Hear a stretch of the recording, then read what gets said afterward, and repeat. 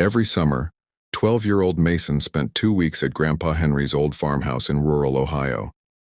The house sat at the end of a gravel road, surrounded by cornfields that stretched to the horizon.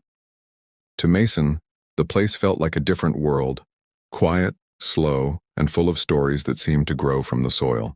Grandpa Henry was a tall man with silver hair, thick glasses, and hands rough from a lifetime of fixing, building, and farming.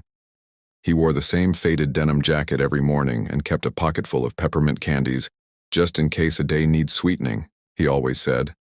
One warm July evening, Mason found Grandpa sitting on the front porch, rocking gently in his wooden chair. The old porch light flickered above them, buzzing with moths. "Grandpa," Mason asked, "why do you always sit out here at sunset?" Grandpa smiled, eyes following the orange glow sinking behind the cornfields.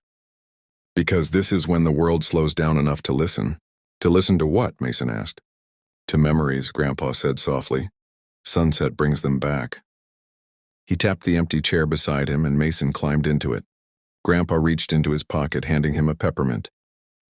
"When I was your age," Grandpa began, "your great-grandfather used to sit right on this porch. He told me life wasn't about how fast you ran. It was about what you noticed along the way." "What do you notice?" Mason asked, leaning forward. Grandpa chuckled. "Plenty.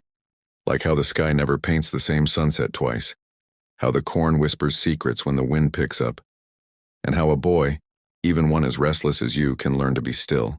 Mason smiled sheepishly. He was always running, chasing games, ideas, and imaginary adventures. Stillness wasn't easy.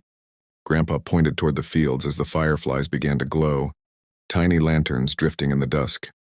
"There's magic in small things, Mason. Don't rush past them." For a long moment, they simply sat, listening to crickets, feeling the warm breeze, watching fireflies blink across the yard like floating sparks. Finally, Mason whispered, "I think I get it." Grandpa gave his shoulder a gentle squeeze. "Good. If you remember this porch, this moment, you'll never be lost."